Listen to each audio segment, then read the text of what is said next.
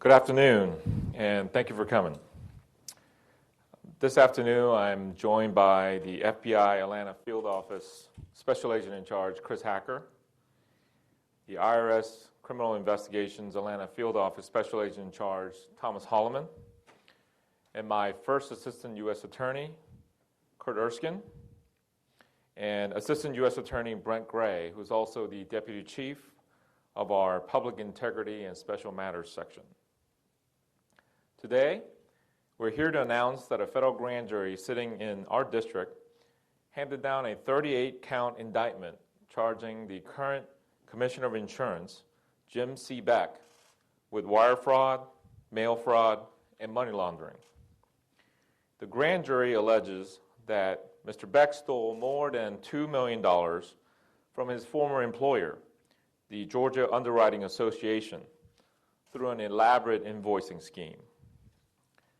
The GUA, or the Georgia Underwriters Association, is an association that is created under the state law, also called the Georgia Fair Access to Insurance Requirements Law, where it is charged with providing high-risk property insurance to property owners located throughout the state. It's governed by a board of directors, which is made up of individuals who are appointed by the Commissioner of Insurance, along with other members that are elected from a slate of candidates also selected by the insurance commissioner. During the 5 years just prior to Mr. Beck's election to statewide office in November of 2018, Mr. Beck worked as the general manager of operations for the Georgia Underwriting Association. As general manager, he owed a fiduciary duty to the Georgia Underwriting Association. While he was the general manager, he oversaw the daily operations in all aspects of the GUA. During that same time period, Mr. Beck also had financial interests in two businesses, Creative Consultants and the Georgia Christian Coalition. And beginning 2013, Mr. Beck convinced four of his associates to create four separate businesses with the alleged purpose of supplying Georgia Underwriting Association with services such as residential property inspections and water damage mitigation. However, through an elaborate system of fraudulent invoicing, which I will explain in a second, which included producing false documentation, Beck regularly approved substantial Georgia Underwriting Association's payments to the four newly formed companies that was formed by his associates. Beck then allegedly sent fraudulent invoices from Creative Consultants, an entity that he had control over, and the Georgia Christian Coalition, another entity who he had control over, to the four companies. Once that was done, Beck would allegedly direct his four associates to pay the fraudulent invoices from a portion of the money paid to their businesses by the GUA. And of course, being the general manager of GUA, it is alleged that Mr. Beck caused GUA to make these payments. We have on the screen here four different aspects of how the grand jury alleges that the scheme worked. Under Scheme 1, the Georgia Underwriting Association and Jim Beck as general manager will cause invoices submitted by Company A to be paid. The grand jury alleges that the individual with the initials MB and Company A would submit an invoice to Georgia Underwriting Association for payment. That invoice would include a certain representation of services provided. However, no such services were provided by Company A. The amount that would be paid by GUA to Company A resulted in 10% of the funds being kept by Company A and remaining 90% of the funds flowing to Creative Consultants, which again the grand jury alleges was controlled by Jim Beck. In the second scheme, very similar, but we have an additional associate, a Company B. And of course, you see Company A as well. In this scheme, the Company B, the grand jury alleges that provided some services in terms of reviewing property inspections. Grand jury also alleges that the SJM, the operator of Company B, believed, based on representations by Mr. Beck, that Company A was actually providing the inspections. Same thing occurred. An invoice should be submitted from Company A to Company B, and then Company B would also add the amount that Company A would be invoicing to its invoice and submit it to Georgia Underwriting Association. Jim Beck would cause GUA to write a payment to Company B of the funds. Of course, Company B would keep a portion of that money, and grand jury has alleged that a total of $908,000 worth of payments were made from GUA to Company B. Out of that, $713,000 were paid to Company A. And Company A then would keep 10% of that amount, and the rest of the money was paid to Creative Consultants. On the third part of the scheme, GUA had a similar arrangement where it would pay invoices submitted by Company C. Company C is operated by an individual with the initials SWM. Company C and the operator thereof believed that it was being provided additional items for it to review in terms of reviewing potential additional areas of premium that it could charge. Of course, same invoicing scheme occurred. The grand jury has charged that GUA would have paid during the relevant time period approximately $370,000 to Company C. Company C, which in turn would pay Company A $325,000, and Company A kept 10% of that, and remaining portions would go to Creative Consultants, which of course grand jury alleges that Mr. Beck had control over. And the fourth aspect of the scheme, similar arrangement between Company D and Company A occurred.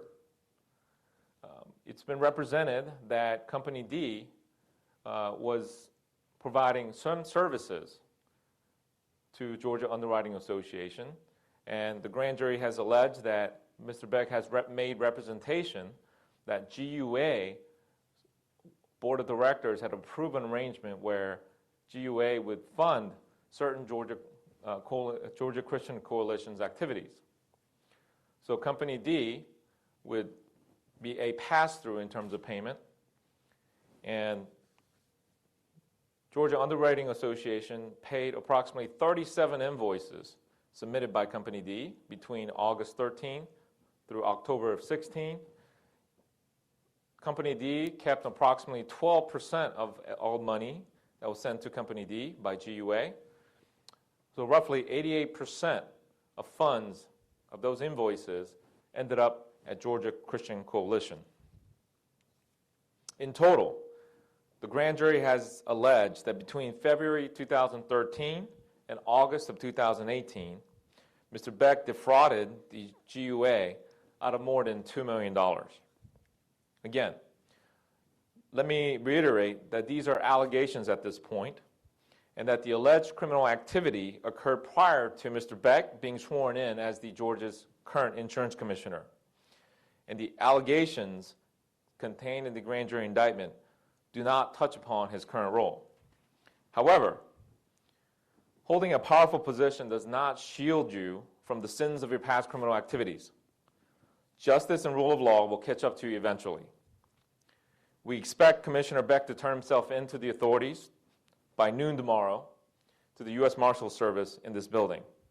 At this time, I'll turn it over to Special Agent in Charge, Chris Hacker. Thanks, PJ. Good afternoon. My name is Chris Hacker, and I'm the Special Agent in Charge of the FBI here in Atlanta. I'm here today to assure you that my office will expend all resources necessary to hold those accountable who seek to enrich themselves through fraud and deceit, no matter who they are. And today's indictment, to me, is a testament to that fact. We began this investigation about 10 months ago, prior to Jim Beck being elected as State Insurance Commissioner. It was predicated on allegations that were referred to us by the Georgia Inspector General, Deb Wallace, who is a valued FBI partner. The investigation quickly developed. Evidence established that Beck abused the trust of friends and his employer, GUA, in an elaborate scheme to enrich himself at GUA's expense. I'm proud of the FBI agents and the forensic accountants who worked on this case, and I'm very thankful for our partnership with the U.S. Attorney's Office, the Georgia Inspector General, and other state, federal, and local law enforcement officers we work with shoulder to shoulder every day to protect the American people. Thank you. At this time, I'll turn the mic over to Special Agent in Charge Thomas Holloman of IRS CID. Thank you, Ms. Patton. Good afternoon, everyone. IRS stands united with its partners, the U.S. Attorney's Office and the FBI, in regards to our efforts to address financial frauds of this magnitude. We're here to say that we are here to follow the money to a reasonable conclusion, wherever that money may send us and lead us to. And as a result, we are here to assist. We have a firm belief that all crimes are committed for profit, therefore accrue possibly to the tax return. As such, we look forward to seeing where this case eventually ends up, and once again, we stand united with our partners. Thank you.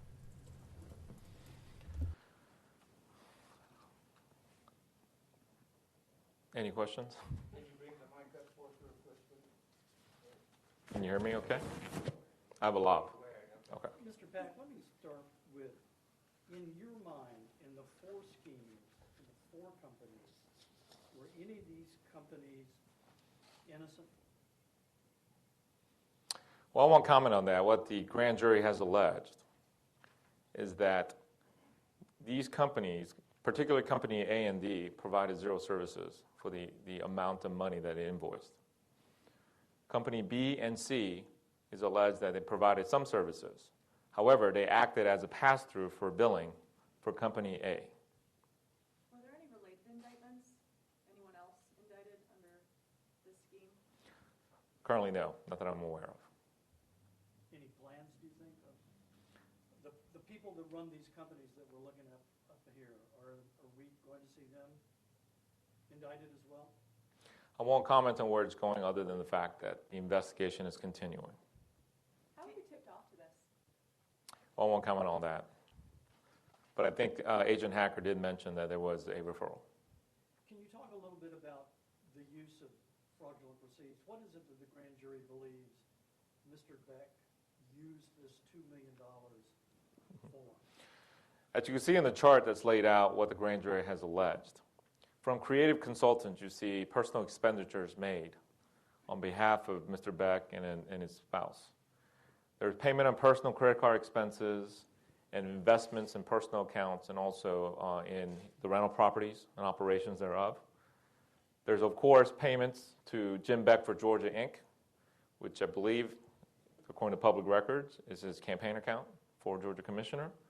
There's also payment of actual taxes that Mr. Beck owed to the government that was paid from proceeds that we could trace back. On the payments to the Jim Beck for Georgia campaign, who made the payments? Was it Creative Consultants? That's correct. The funds flow from Creative Consultants to that entity. And how much money we're talking to Jim Beck for Georgia? The grand jury has not specified that, but there's thousands and thousands of dollars. You mentioned in there the purchase and improvement of personal rental property. He had a rental property that was burned to the ground, and the local authorities and the GBI believe is an arson. Is that anything of interest to you and or the FBI, IRS, and the grand jury? That's beyond the scope of the indictment in this case, Dale, so I won't comment on that. But obviously, I think there have been news reports regarding that incident. Do you know whether, under state law, that the commissioner can remain in office under indictment? I don't hold myself out to be expert in state law, but my understanding is that if there is an official that's elected under state government and the indictment is a felony indictment issued that relates to the office, that the governor can call for a commission to determine ultimately what to do in terms of removal of that person from the office currently. But you're going to have to ask a state expert on that. Have you submitted that indictment to the governor? I have not yet done that. Does the scheme that is laid out here, in your mind, relate to the Office of Insurance Commissioner? As I clarified, the allegations that the grand jury has handed down does not touch upon his current role as insurance commissioner. And the allegations relate to activities that's done prior to him being elected commissioner and taking his oath. If he's found guilty, what kind of jail time could he be looking at? Under the sentencing guidelines in the federal government, a lot of factors go into it, but one of the things that the sentencing guidelines takes into account for a advisory guideline range is the amount of money involved in the fraud. And assuming, based on the grand jury indictment, that there's over $2 million, is substantial. Multi-year recommended sentence would be resulting from that. And if, in fact, there is a conviction, we will be seeking an appropriate sentence of imprisonment. What was the investigators or the grand jury's determination about why this scheme didn't go past the election date? Well, I don't want to speculate, but he did take a different job. He was no longer a general manager of GUA. I think that's what happened. But so once you're elected and you're sworn in as insurance commissioner, you can't have another job. So I don't know exactly what caused that, but I think the fact of the matter is if the person here, as alleged, is no longer under GUA, it will be very difficult. So a new set of eyes might have seen something wrong with these payments. I can't speculate on that, sorry. Was he aware of the investigation, and if not, when did he find out about the indictment? I think that question is probably better directed at the defense counsel, but yes. I don't know how to ask you this, Mr. Beck, other than this. Why wasn't he indicted sooner? Well, the election, when the voters still have a choice. we generally don't do overt investigative activities during campaign season, especially if it's close to an election time. As a general policy, we don't want to do anything that may influence the election one way or the other. So there have been, we've taken that into consideration at the same time. As you know, that we do a thorough investigation. Our partners do a very thorough job in investigating, and we bring charges when we believe that there's sufficient evidence to prove beyond a reasonable doubt that the individual has committed a crime. Did you interview Mr. Beck as a result of or during this investigation? I can't comment on that. Is it fair to say that even though the investigation continues and we don't quite know exactly how much these other people were complicit, that Mr. Beck was the person who created this? Is that fair? I believe the grand jury has alleged that in the indictment, that the creation of the company were all suggested by Mr. Beck. The way the invoicing was done was suggested by Mr. Beck. And of course, there's allegation that he even facilitated payments one way or the other and deposits. Mr. Beck, we reported last year that Mr. Beck was working 2 jobs at the same time, one being a state job, another in the private sector. Is that anything that ever came up during this investigation? That's not within the scope of the indictment or the press conference today. We've seen a lot of, you've been up here a good bit with the press corps here and had other U.S. attorneys before you. This is a pretty complex scheme that you're playing out here that appears to me, date-wise, it looks as if he came into office and this scheme began until he left office.